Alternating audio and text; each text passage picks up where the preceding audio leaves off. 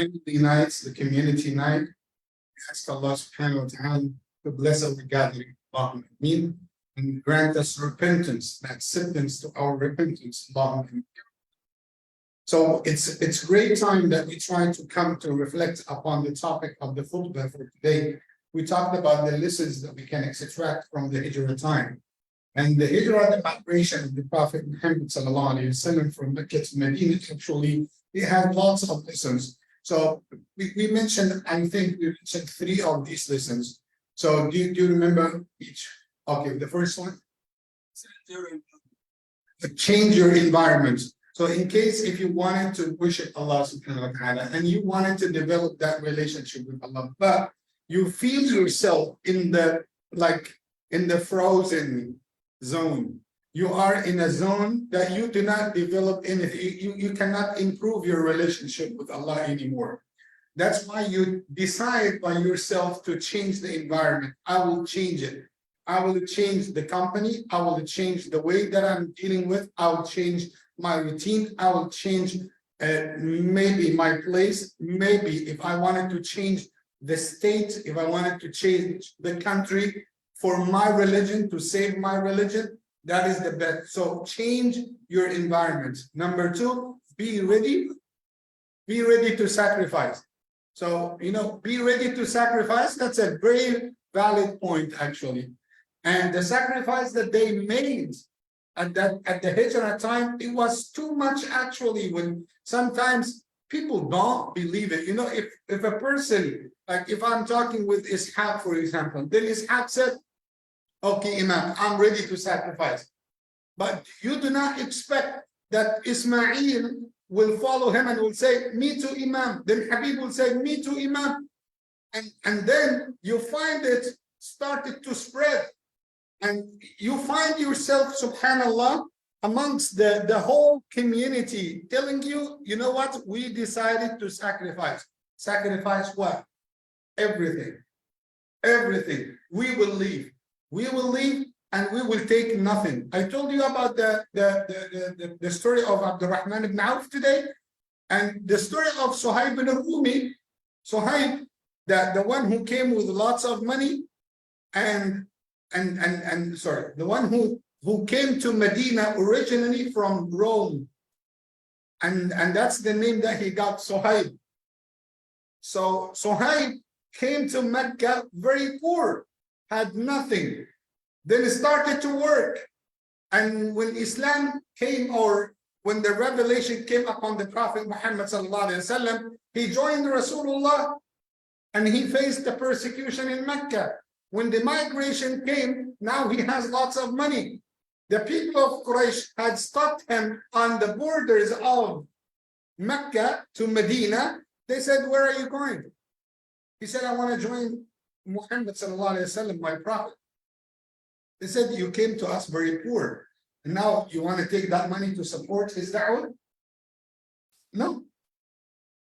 Where is the money? He said, I put the money, I hid the money in a certain place. He put the money in a certain place. They said, we will not let you go unless you tell us where is the money. Otherwise, there is no migration. There is no hijrah. There is no hijrah. So he said what? He told them about the place of where's the money is. So they sent somebody, he brought the money and came. And he's on the spot, on the borders. When they saw the money, they let him go. And who knows about him? Allah. Allah informed the Prophet Muhammad sallallahu alaihi wasallam. That's why when he reached to Medina, the first one to receive him was Rasulullah. He gave him that golden statement. He said, Rabiha al-bay'u Aba Yahya. That's his kunya, that's his title, Abu Yahya.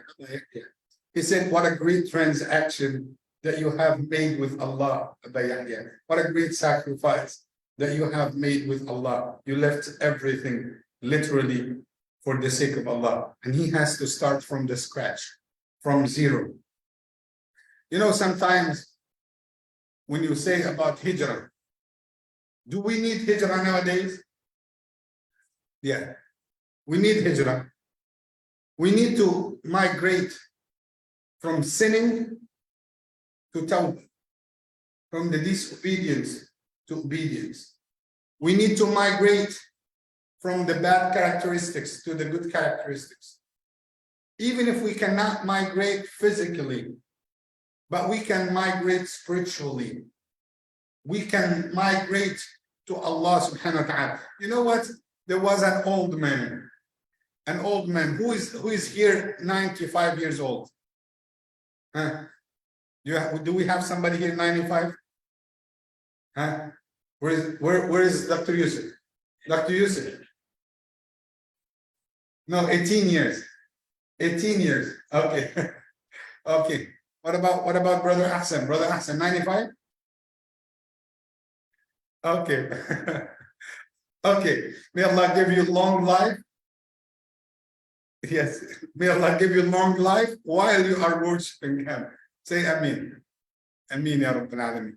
A man who was 95 years old, after the Prophet and the Sahaba and everyone had migrated, he got the news late. There was no Facebook, no Twitter to know that there is a migration. And they were hiding. So they were doing the migration secretly. So later on, he heard about the migration, that Rasulullah and the Sahaba migrated. So he wanted to join them. Listen to this carefully to know about the sincerity in the heart. Wallahi, if you have sincerity, no matter what, you think that Allah does not see you, you think that Allah does not know your situation, you think that Allah does not listen to your dua, listen to my story. So the man, the 95 years old man, decided to migrate from Mecca to Medina. He's so old, so weak, he barely cannot find anything to carry him. He started that hard journey, difficult journey. And in the middle of the way, and he was in the desert alone, death came to him. He got weak. Death came to him. You know what did he make? All what he wanted to do is just to shake hand the Prophet and to tell him, "Oh, Messenger of Allah, I'm migrated with you. That's it. That is my bay'ah." So he raised his hands. And he said, "Allah, inna hadihi bay'ati li rasulik." Oh Allah, be my witness that that is my support to you, Rasul. That's my testimony to him. Oh Allah, accept my hijrah. Then he died. Who knows about him? Allah. Allah revealed Quran because of this man. Allah had informed the Prophet Muhammad sallallahu alaihi wasallam immediately about his situation, and he sent Jibreel with the Quran that we will recite till the day of judgment to be part of our worship. A poor, very weak, old man, but because of his sincerity, Allah had marked his story in the Quran. Allah said in Surah An-Nisa, وَمَنْ يُهَاجِرْ فِي سَبِيلِ اللَّهِ يَجِدْ فِي الْأَرْضِ مُرَاغَمًا كَثِيرًا وَسَعًا وَمَنْ يَخْرُجْ مِنْ بَيْتِهِ مُهَاجِرًا إِلَى اللَّهِ وَرَسُولِهِ ثُمَّ يُدْرِكُهُ الْمَوْتِ فَقَدْ وَقَعَ أَجْرُهُ عَلَى اللَّهِ. Allahu Akbar. Allah said, the one who migrated for the sake of Allah, then the death came to him. No one could reward him except me. When he comes to me, I will give him the best of the rewards. Allahu Akbar. It's based on here. Even people cannot see you. Even if there is nobody care about you, only Allah knows. One day, the Prophet Muhammad sallallahu alaihi wasallam saw, I told you about this, he saw two sheep are hitting the head of each other. And the one who was walking with him, Sayyidina Abu Bakr, So they saw the two sheep are hitting the head of each other. He said, Ya Aba Bakr, atadri fima yatanatahan? Do you know why they are hitting the head of each other? He said, Allah wa Rasuluhu a'lam. Allah and His Messenger know the best. I do not know what's the reason. He said, وَلَكِنَّ اللَّهَ يَدْرِي. But Allah knows. Listen to this. وَسَيَقْضِي بَيْنَهُمْ يَوْمَ الْقِيَامَةِ. On the day of judgment, Allah will judge between them. Allah will take the right of the oppressor, the oppressed one. If someone had oppressed, if one of those sheep had oppressed the other, Allah will judge between them on the day of judgment. Imagine that's even between the animals. What about the human beings? So one of the great lessons. So we talked about that number one. The number two was the sacrifice. And number three, what was number three? Unity. The unity in the Muslim body, that's the most important thing. But before we go to the dinner, I just wanted to mark here the meaning of tawakkul. Because lots of people won't pay attention to that meaning. Who knows tawakkul? The word tawakkul. You have an Urdu tawakkul? Yes, tawakkul. What does it mean? Give me translation for Brother Jihad. Tawakkul, trusting Allah, depending on Allah, putting your full trust, full confidence in Allah, relying on Allah subhanahu wa ta'ala. That's the meaning of tawakkul. But listen to the hadith of Rasulullah sallallahu alayhi wa sallam when he said, "I'qilha wa tawakkul."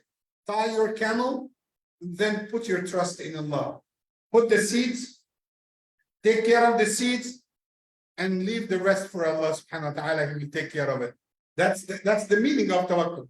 But I wanted you to know the real meaning of tawakkul. Tawakkul, Rasulullah Muhammad sallallahu alayhi wa sallam, in the time of Hijra, he got the message from Allah. They plotted against you, O Muhammad. Listen to this. I want you to get the full picture of the environment at that time. He was in his house. He got the message from Allah that there are 40 people with the swords in front of his door. Who was with him at that time in his house? Sayyidina Ali ibn Abi Talib radiallahu anhu. And at that time, this is the real meaning of the full confidence of the tawakkul in Allah. So he asked Ali ibn Abi Talib to sleep on his bed, not for anything, except for tricking the people who will look at him. And number two, listen to this, to give the trust back to the people of Quraysh. You know, the people of Quraysh, they plotting against the Prophet Muhammad sallallahu alaihi wasallam, and that's so interesting. They are plotting against him, and they left their trusts in his house. They left amana. They left amanat in his house.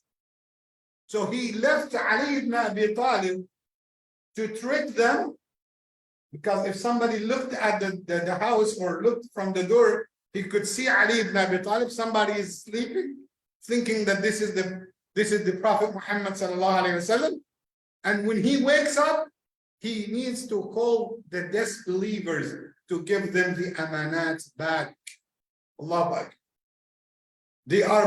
They wanted to assassinate him. And he wanted to give their trusts back. Allahu Akbar. This is Rasulullah. But I wanted you to put yourself in the same shoes, in the shoes of the Prophet Muhammad sallallahu alaihi wasallam. Imagine you have 40 people wanted to kill you in front of the door, and from the other side of the door, you have the message from Allah. Oh Muhammad, now you can go. Open the door. Open the door. That's it. Open the door. Just think about this. So once he opened the door, he started to recite from Surah Yasin. وَجَعَلْنَا مِنْ بَيْنِ أَيْدِيهِمْ سَدًّا وَمِنْ خَلْفِهِمْ سَدًّا فَأَغْشَيْنَاهُمْ فَهُمْ لَا يُبْصِرُونَ. We had blocked from their eyesight, from the front, from the back, they can never see. And Allah made them blind for even few minutes till he passed. Some of narration said that they might think that he didn't pass or he flew from the sky. Some of the narration said that the Prophet Muhammad ﷺ got some of the sand and he put it on the top of their heads and in their hands to give them indication that I passed from here. So who has that tawakkul, the full trust in Allah, to pass between or amongst 40 men with the swords? So that's my message. If you have Allah, you have everything. If you do not have Allah, you lost everything. Even if you have the most power, the most, if you are the most richest person, if you do not have Allah, actually you have nothing. If you have Allah, you have everything. May Allah bless us all. Ameen ya Rabbil Alameen. May Allah forgive our sins. May Allah shower all of us with His mercy. And may Allah make us amongst the righteous servants. May Allah forgive our sins, the minor sins and the major sins. May Allah subhanahu wa ta'ala make us amongst those people that they will listen to the commands of Allah and then they will apply, then they will obey Allah subhanahu wa ta'ala. Before we go, just wanted to thank our brothers and our sisters, Sister Tisnor, for the great efforts that they are doing, mashallah. May Allah bless them. Allahumma ameen ya Rabbil Alameen. May Allah accept from all of you. Jazakumullahu khairan. Assalamu alaikum wa rahmatullahi wa barakatuh.